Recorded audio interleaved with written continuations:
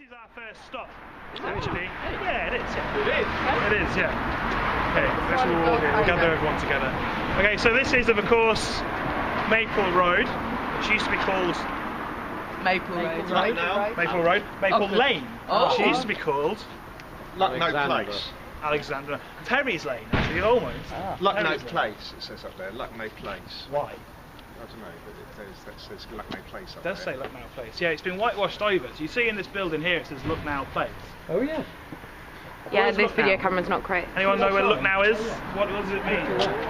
Lucknow is the capital of Uttar Pradesh in India. So why would Uttar Pradesh, India, be here?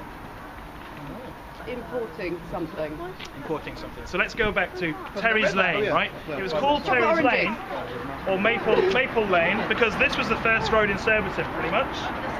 So what happened is, in the 1800s, Maple Farm was up here. Yeah, Maple Farm was owned by a guy called Christopher Terry.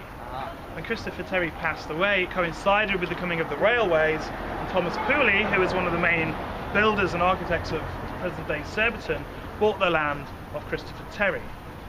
So Maple Lane reflects the name of the farm. Terry's Lane, as it was known locally for a while after Christopher Terry, is today Maple Road. Okay, so Thomas Pooley was building around the 1800s, and he built much of Surbiton as we know it that way, which is kind of his kind of master plan. And Pooley actually wanted to build much of Surbiton this way as well. That was kind of his phase 2, but he never got to his phase 2 because Pooley, not being a gentleman of the area, was not much liked by the gentlemen of Kingston, and much was done to bring him down after he had much success with his building enterprise. And eventually he filed for bankruptcy and was never able to partake in stage 2 of the river roads. So later on, a man named William Woods, who was very important in the building of the river roads, actually developed a lot of Pooley's stage 2. And what he did was buy Surbiton Park. Does anyone know where Surbiton Park is? Surbiton Park. That way. Surbiton House. That way. So I have a little map here which I can pass around, Around and filming something. which is That from way. 1890. So it's one of the earliest maps I could find. And if you see, you can see here, these are the river roads here.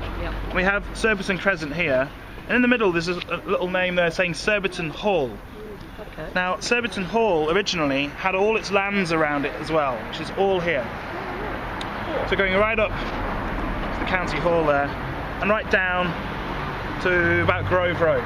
So when was Surbiton Hall built? Surbiton Hall around 1780 something. You don't mean the Assembly Hall, which is currently... No, they're different to the Assembly Halls. It was, Surbiton Hall no longer exists. It was knocked down. So it was built for, I think it was William Fassett, his name was, and he made lots of money by selling booze, basically. And he went through various owners until around 1850 when William Woods bought it, and he basically broke it up. He was a property developer, much like Pooley. He broke it up and built 3 major roads: Anglesey Road, Palace Road, and Uxbridge Road. And then later on, he built more roads going further south. So all the roads, pretty much Grove Road and northwards, were built by Woods, and they were built very big, grandiose houses that white-collar workers, very wealthy people would live in, often have servants, and lots of majors and colonels actually came here with Surbiton's links to the Territorial Army. And at that time, majors and colonels who had lots of cash were coming back from the British colonial empire, expanding in Uttar Pradesh, which is where we have Lucknow from. Okay, so this is why Lucknow is present on the buildings on Maple Road, because at the time of the building of this area, many of the majors and colonels from the British colonies were coming back.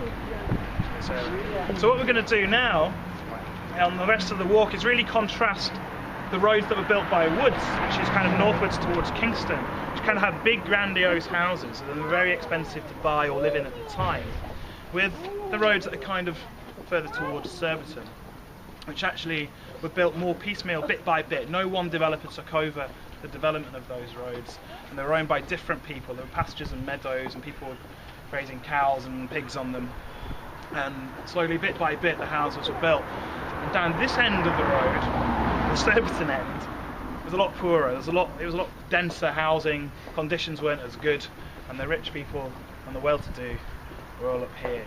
So we're going to contrast two roads in particular, which is Grove Road and Westfield Road. Westfield representing, unfortunately, the more cramped conditions. Never mind. Things never change. We like it. It's And been Grove Road representing the more wealthy, well-to-do areas. So, And are these two allowed up?